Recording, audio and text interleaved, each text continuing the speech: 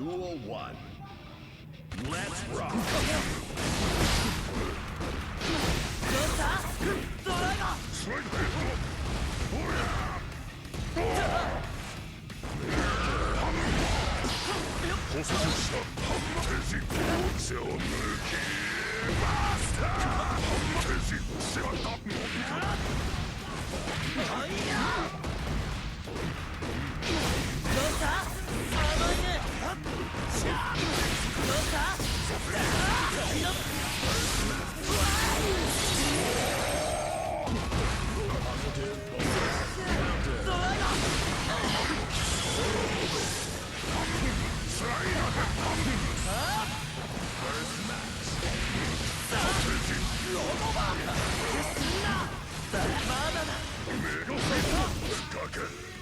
Slap.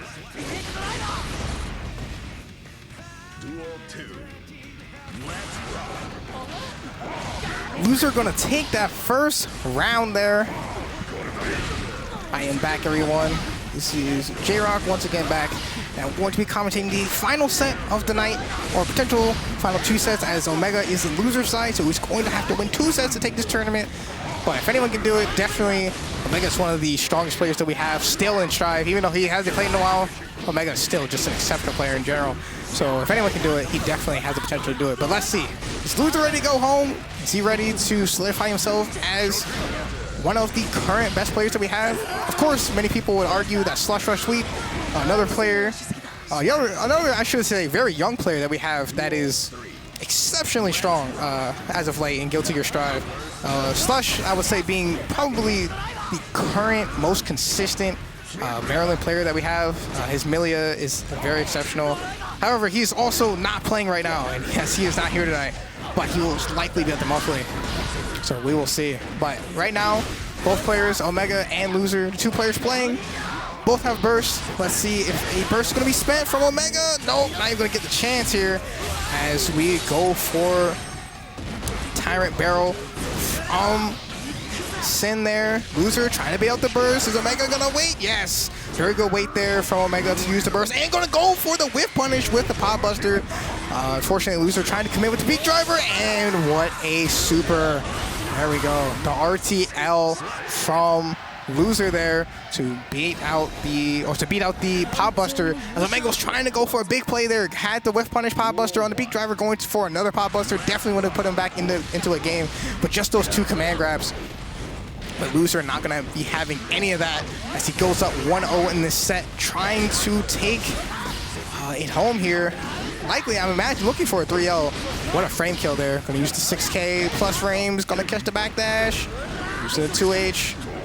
Okay, good stuff there. Oh, no cancel there, unfortunately, from Loser. That's something that, especially when you're fighting against Potemkin, you definitely 100% have to be buffering a light button after you DP, just in case it clashes. Because if it clashes, you're able to do anything, even if you use an invincible move.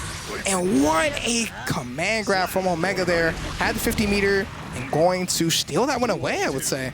But Loser now, 50 burst meter on the table, and Omega, unfortunately, was trying to go for throw there. That was kind of a high jump in normal, but still Sin. A lot of plus frames on that jump in. I believe that was jump S. And trying to go for a frame kill with the 5P there, or potentially maybe trying to beat the, forget the name of the move. But he shrinks his hurt box. I forget it right now. But either way, what we're not forgetting is this block string here from Loser as he does the run-up throw with Omega. Afraid of those plus frames from that 6K. Okay, run around a piece here and gonna go for the frame trap off of the DP as Sin's signature trait in this game. Unlike Xrd, where he has the food meter, in this game, Sin's signature is that he has the follow-ups and he has the meter there, which shows how many follow-ups that he has left. He can either do a dash cancel or any of his special moves. I believe every single one has a extra hit follow-up, but there we go. The RTL, not gonna go for the final hit there. I'm not sure if it would have reached, but immediate run up into the overhead there. Gonna go for the plus frames off of the Alcons. Okay, Alcon Oki here. The IBs, I'm noticing from Omega here. Trying to get that, trying to keep Loser close. Oh, but the super from Omega. Wow, that was such good stuff and good recognition there from Omega. Loser trying to go through the super with the RTL, but unfortunately, that move has a lot, and I mean a lot of active frames. You cannot do anything to go through that move at all. I believe one of the only characters, I believe, is Soul that can do that, where he has a move that can low profile long enough to beat it. But even then, if the pop player is ready, he can very easily punish that. Now, speaking of punishing, it looked like Omega was able to command grab a DP there, as it did say punish. As in this game, you are able to throw DPs. So normal throw or command grab works, but Omega, once again, going to fuzzy that 2S there so he can potentially bait out the follow-up, and it worked out. Oh, gonna get the 6H. Oh, I'm not sure if he actually was gonna be able to get a combo there. I believe he could, but unfortunately gonna miss the Kara there for the Pop Buster. All right, once again, Loser just not wanting to take anything from Omega right now. Loser letting all these DPs rip. Okay, there it is. The follow-up into the RC. Make sure he gets the combo. Oh, the Tower Barrel gonna barely miss, and Omega with the Hammer Fall PRC Pop Buster, a classic. So something that's interesting, when you PRC, the opponent is still in a time stop state, as that is the unique mechanic in this game with the Roman cancel. When you Roman cancel, the opponent is slowed down briefly. Of course, the move that, oh no, the Bedman, I didn't even know Loser had this character. But the thing when you RC in this game is when you use blue RC, you're able to see the slowdown effect is far more pronounced. But purple RC, this opponent is slowed down, meaning if they try to press a button, usually it'd be too slow. And when you're too slow on a move that's 5 frames, which Pop Buster is 5 frames, when you press a button where most buttons in this game are 5 frames, that means that the button that you press is likely going to lose if you're slowed down. So you're going to have to jump. If you see a hammer fall into a PRC, you have to jump or backdash, because the button will lose.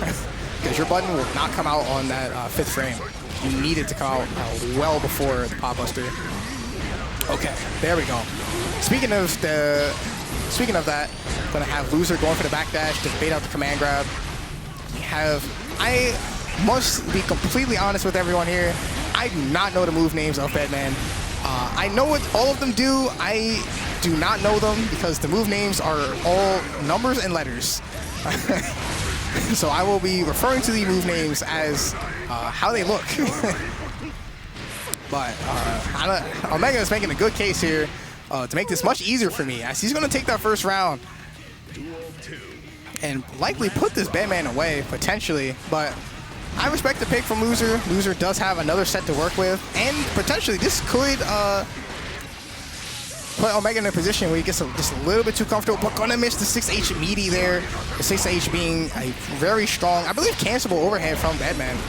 Okay, gonna use the White Wild Assault. Both of these characters are slower, big body characters. I'm gonna have the White Wild Assault, which has invuln, I believe, frame 11. I believe it's double digits when the invuln starts. Could be incorrect on that. Oh, there it is. The reversal super going to come out. I believe beating a White Wild Assault there, but Omega gonna unfortunately miss time to flick there. But let's see. Gonna get the close slash into the Hammerfall OTG, and that is going to be a bracket reset from Omega. Gonna take that first set 3-1. And I would say he definitely put that Bedman to bed, I would say. That was a very convincing win. But here we go. We have the both players playing their mains now. Loser trying to likely gonna go with his main character, his main man, Leo, and gonna try and take this now, as Omega just smooth sailing with the Potemkin all the way through. So new set, 0-0 here. Let's see what's going to happen. We're letting the intros rock? Yes. All right, now this is going to be the final set of the night. The winner of this set will be the champion of this Xanadu Thursday bracket. So let's see. Leo White Fang against Potemkin. Who would have thought that we would see this in Strive Season 3? It is a local, but it's still interesting to see, I would say. All right, gonna go for the slide hit there and the dash 2D. Let's see. Loser is trying to block string, trying to build that risk up, but going to get the classic backdash back throw from Omega. The grappler backdash into back throw, and that was kind of a hero burst. Let's see. I was gonna say, let's see, can Loser be the hero in this situation? You had no health. Yeah, that was gonna be a rough one to come back from, but no burst here from Loser. If Loser gets hit, he's gonna have to hold everything from Omega here. Okay, what a backdash though. Okay, trying to mix, and a gold burst from Omega. This is a really, really bad situation from Loser, and gonna get counter hit. I'm not sure what Loser's trying to go for there. Potentially, if I'm thinking about it, potentially getting counter hit out of a 2D there, but Omega smart to use the Hammerfall armor frames to get through whatever attack. Loser's trying to go for there. Looked like he was trying to go for 5K, just trying to get some pressure string started, but fortunately, Omega just ready. Omega is out here playing very, very strong here, baiting out all the options from Loser. Loser, as he mentioned here on commentary earlier, playing very scared, I would say. But let's see if Loser is an exceptional player. Let's see if he is able to turn things around here. Here we go. Omega, 15 meter on the table. We gonna see Hammerfall? No, going to go for 2S, and I'm not sure if that DP was the right play from Loser, but you know what is the right play? Maybe this reverse super, get the pressure started, but we have 100 meter on the table from Omega, and once again, no. Omega going to use the 100 meter perfectly. Going to not only... Just Omega just taking the burst from Loser, and Loser having no burst once again on the table here in the second game. This is looking very difficult for him. But all right, nearly at 50 meter and has positive bonus, so going to get that burst meter back very quickly. Let's see. Okay, nice. Using the multi-hit projectile there to get through the armor frames of the Hammerfall. Let's see. Oh, nice throw. There we go. Getting the whiff punish on the slide head and going to respond strong with the perfect there. All right, we have 50 meter from Loser, or 50 burst meter, I should say, from Loser, who could use the Wild Assault whenever they show desire. Once again, Omega trying to figure out a way to get in. That's always going to be the grapple mindset, is how do I get in? And there it is, going to get the 2D to start getting his pressure started, and no punish there. Okay, Omega trying to go for these 2Ds, trying to clip Loser, and grew the impact. All right, I definitely respect that burst there from Loser. Loser just wants to stay playing neutral. Oh, but the white Wild Assault. Okay, this is not going to be it here, but Omega definitely going to be in a very good position and going to bait out the backdash there. And that was a very good trade there for Omega. The 2D from Loser. We're going to go for a cross-up here. A cross-up and a one. So again, this has been the story out of the set, of both sets, I should say, where Omega keeps the 50 meter, and the moment he gets the 50 meter, going for that Hammerfall RC every single time. Stopping Loser's approaches, not allowing him to really get anything started. And gonna get the throw there on the cross-up. This is looking potentially a wrap, folks. As Omega, once again, going to get the back Mega Fist. I remember the name of the move. It only took until the final set. Going to get the back Mega Fist, which is plus. Yeah, if you ever block a back Mega Fist, it is still the Potemkin player's turn. So you have to be very careful. Root impact, and there's no burst on the table here. Oh no! Was that heavy DP? Doesn't matter as whether that's heavy DP or not. Omega gonna go for the burst safe combo there with the heat knuckle. Man, Omega just winning 2 games straight already. But finally, Loser going to get something started. Not going to use that extra 50. Wants to keep at least another 50. Even though he's going to miss out on a hard knockdown, but I definitely respect trying to keep that extra 50. Wants to be able to get some pressure going on Omega, but Omega, again, that story of the Hammerfall RC to stop Loser from doing anything. All right, going to utilize the full screen burst. Let's see. No burst on the table, so it's not going to be able to get hard knockdown. But Omega has 100 meter, 182D there. That was very scary for sure. The super, Potemkin has a lot of guts. Yes, the super, unfortunately, not going to kill. And we have Omega here with 100 meter, but just no fear at all. Going to go for the throw is Loser, as Loser wants to not go out with a 3-0 and a handshake here. So let's see if he's able to do something good with this. With this second lease on life, gonna get the backdash on the slide head, and what a DP! Okay, let's see, Loser finally starting to feel themselves a little bit, but gonna get clipped by the 2D and try to backdash. Oh no, only one more interaction here, and that could be it. Let's see, does Loser commit to the DP? Let's see, he does have 50 meter, he can go for a DPRC, but just going to use the PRC to prevent, oh no, the Mega Fist, and another DP from Loser. 50 meter from Omega, and there it is, the Hammerfall RC, and gonna go for the burst, and gonna get a gold burst. Oh no, is Loser going to take this one? All these plus frames, and there it is, the back Mega Fist from Omega. Omega making his debut back, gonna take that second set, 3-0. Good stuff to Omega. What a run here tonight, I would say for sure. I definitely don't feel horrible that he destroyed me in winners. Anyway, no, very, very good stuff there to Omega. Coming back after so long, showing that he still got it. So, good stuff.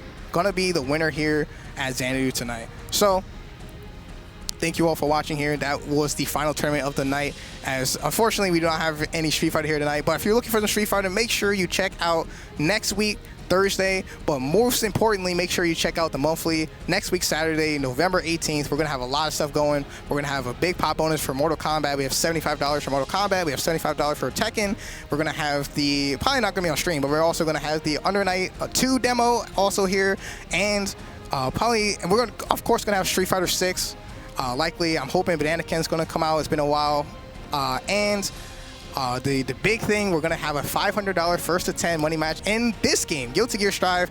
No players that were here tonight, but we're gonna have Giga Tachi versus Lanimal, two very, very strong players. Maryland versus Virginia battle. It's gonna be an exceptional first to 10 in Guilty Gear Strive. So make sure you tune in on November 18th for the Xanadu Monthly, and make sure you tune in on that Thursday as well, because we're gonna have some more Guilty Gear and some more Street Fighter 6 action. So thank you all for tuning in, and I will catch you all later.